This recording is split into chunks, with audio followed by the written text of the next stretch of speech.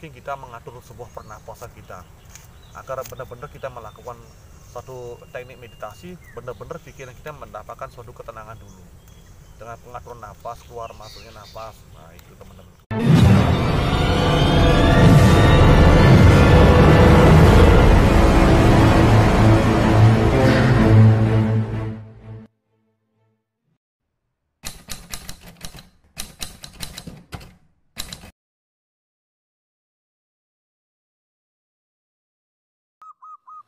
Salam Rahayu, salam sejahtera, Namo Buddhaya, Om Swastiastu, Assalamualaikum. Tetap semangat teman-temanku. Kali ini kami menyapa kepada teman-teman pecinta bambu unik dan juga kepada sahabat-sahabat kami, subscriber dimanapun mereka berada. Kami selalu mengucapkan semoga kalian semuanya selalu tetap sehat, semangat, dan dalam menjalankan aktivitas selalu mendapatkan berkah rezeki yang melimpah ruah. Di kesempatan kali ini, kami dari Bambu Channel Dewata akan mengadakan satu ritual khusus dalam perjalanan kami menuju ke alam, yang mana kita ketahui bahwa kita sebagai manusia kalau selalu sering-sering menyatu kepada alam akan memberikan sebuah kesejukan di dalam pikiran kita, karena makna kehidupan kita sering-sering menuju kepada alam, maka akan mendapatkan sebuah keteduhan, ketenangan, dan kedamaian dalam diri kita. Ikuti terus dalam penayangan kami di Bambu Channel Dewata tentang hal-hal yang berhubungan dengan spiritual menuju ke dalam batin kita masing-masing. Karena kali ini benar-benar khusus Bambu Dewata akan memberikan satu penjelasan tentang bagaimana tata krama kita masuk ke wilayah alam itu sendiri, bagaimana caranya kita bisa menyatu kepada alam, bagaimana kita mengembangkan sifat-sifat cinta kasih kita kepada alam, agar alam pun bisa mengasihi kita dengan sendirinya. Jangan di skip guys, ikuti terus penayangan sampai habis. Masih tetap selalu di Bambu Channel Dewata. Jangan lupa juga di like, comment, and subscribe channel kami, agar apa nanti akan kami tayangkan selalu menjadi satu tayangan-tayangan yang bermanfaat kepada teman-teman sekalian. Oke, perjalanan spiritual akan kami lanjutkan pada hari ini juga. Nanti kami akan juga mengadakan sebuah meditasi sebentar. Selesai meditasi akan kami memberikan satu penjelasan maupun petuah-petuah yang berhubungan dengan suasana alam yang ada di sini. Mari teman-teman ikuti perjalanan kami.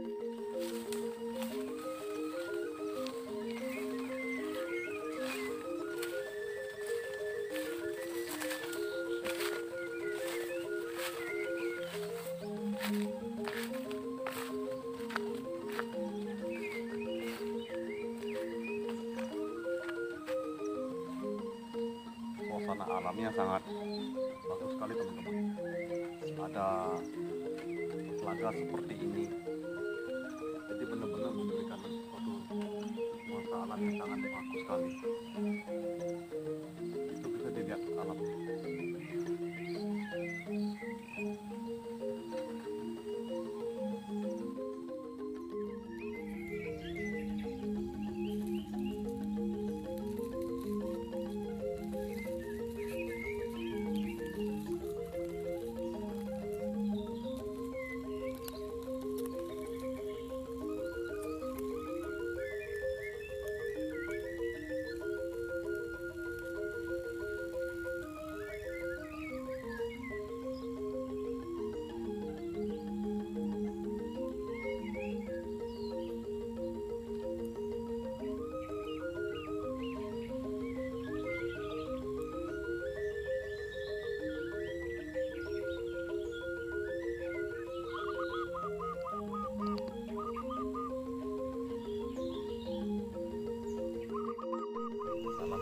Salam sejahtera bagi para teman-temanku pecinta bambu unik senusantara.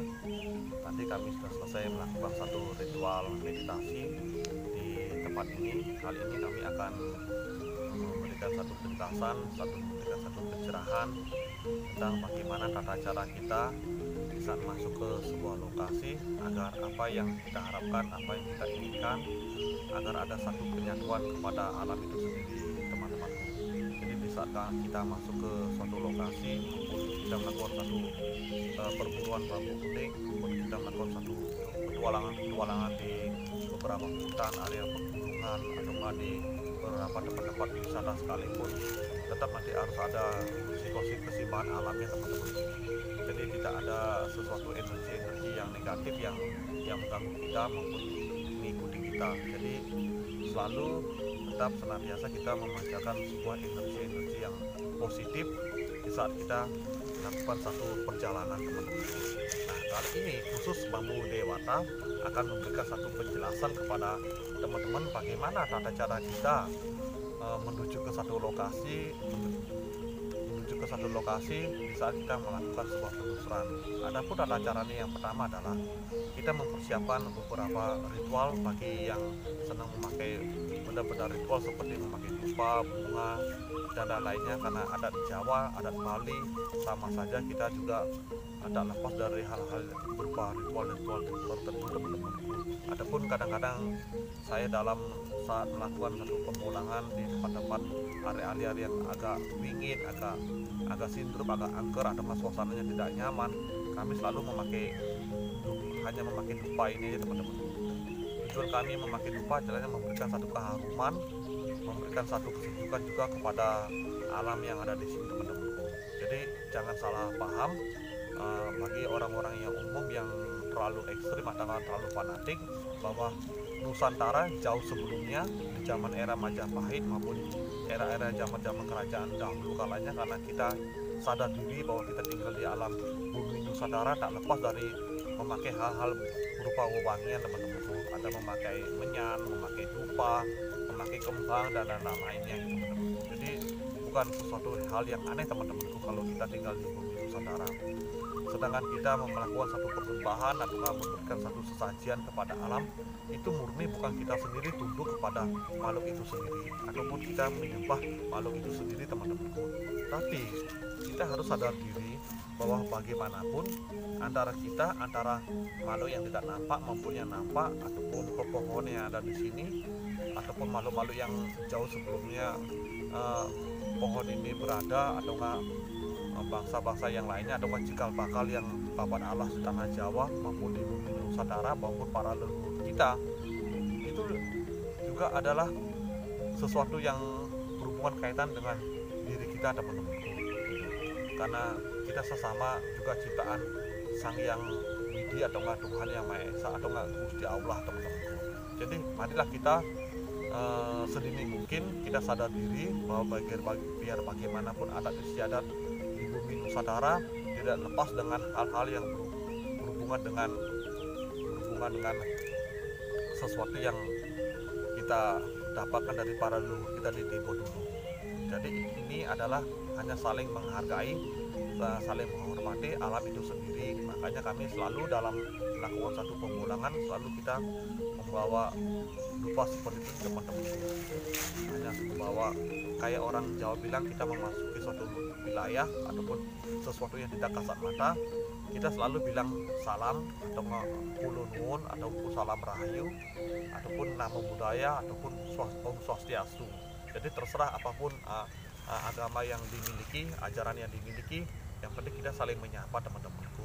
Ya begitulah kadang-kadang teman-temanku, indahnya kalau kita sendiri pribadi hidup saling menghargai, saling mencintai, saling mengasihi sesama ciptaan Yang Maha Kuasa. Jadi tidak ada sesuatu hal gesek-gesekan tertentu yang saling mengganggu, saling menyakiti maupun saling menyinggung, ataupun kita masuk ke area-area tertentu untuk kita memancarkan satu energi negatif seperti kesombongan, energi kemarahan dan kebencian. Nah, hal-hal itulah yang kadang-kadang kita akan mendapatkan sesuatu yang kurang baik juga teman-teman.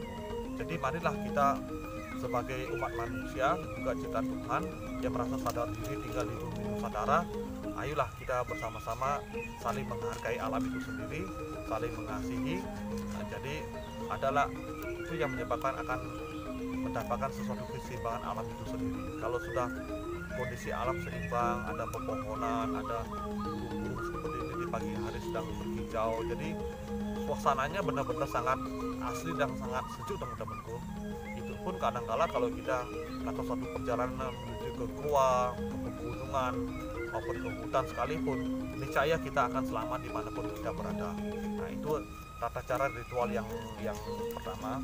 Nah, sedangkan tata cara ritual yang kedua, kalau bisa sedini mungkin kita tetap harus belajar tentang olah pikiran dan olah batin, teman-teman. Salah satunya tentang hal bermeditasi, teman-teman. Sedangkan bermeditasi atau memberikan satu doa-doa tertentu kepada alam itu sendiri, itu ada tekniknya, teman-teman. Ini akan saya ceritakan sekarang teknik-teknik bagaimana kita melakukan satu doa-doa tertentu kepada alam itu sendiri agar kita benar-benar pas sasarannya, atau frekuensi kita, gelombang kita sendiri bisa selaras seimbang kepada alam itu sendiri di saat kita memanjatkan sebuah doa. Yang pertama, teman-temanku, usahakan sedini mungkin kita mengatur sebuah pernapasan kita agar benar-benar kita melakukan satu teknik meditasi, benar-benar pikiran kita mendapatkan suatu ketenangan dulu dengan mengatur nafas, keluar masuknya nafas.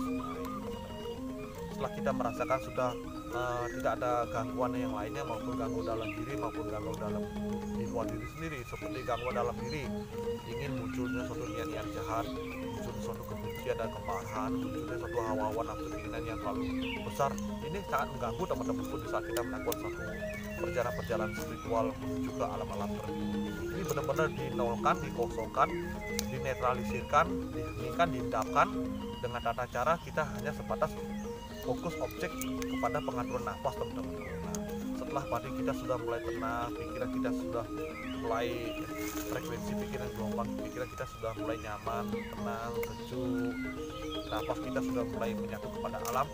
Nah, saat itulah kita memancarkan satu doa-doa tertentu yang sesuai yang dikehendaki, teman-teman, sesuai dengan kepercayaan agama masing-masing, dan bisa memancarkan doa-doa tertentu.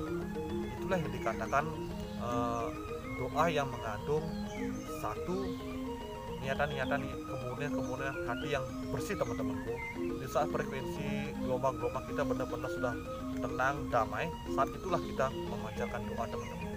Tapi khusus untuk saya sendiri, sesuai dengan kepercayaan saya sendiri, saya memancarkan cinta kasih dengan ucapan-ucapan, kalimat-kalimat yang berulang-ulang kali, teman-temanku. Salah satunya seperti ini, teman-temanku, yang saya pakai selama ini. Saya selalu mengucapkan kata-kata, semoga semua makhluk hidup berbahagia, semoga semua makhluk hidup berbahagia, semoga semua makhluk yang ada di sini terbebas dari segala penderitaan, terbebas dari segala kebencian, kemarahan, terbebas dari segala penyakit. Semoga semua makhluk yang ada di sini, yang tampak maupun tidak nampak, yang jauh maupun yang dekat, yang terlahir maupun yang terlahir, semoga semua makhluk yang ada di sini hidup damai, tenang, dan tentram. Semoga semua makhluk yang ada di sini, apapun bentuk dan wujudnya, semoga suatu ketika terlahir di alam-alam yang lebih menyenangkan, sesuai dengan kondisi karmanya masing-masing. Nah, itulah yang pancaran-pancaran cinta kasih yang sering saya ucapkan berulang-ulang kali di saat saya melakukan suatu teknik meditasi di alam, teman-teman. Semoga apa yang saya berikan kajian di pagi hari ini ataupun sesuatu yang berhubungan dengan alam saat ini, semoga bermanfaat dan berguna kepada teman-teman kami di Nusantara. Akhir kata, kami mengucapkan salam rahayu, salam sejahtera bagi para teman-temanku pecinta bambu di senusantara dan juga para subscriber dimanapun mereka berada. Rahayu, rahayu.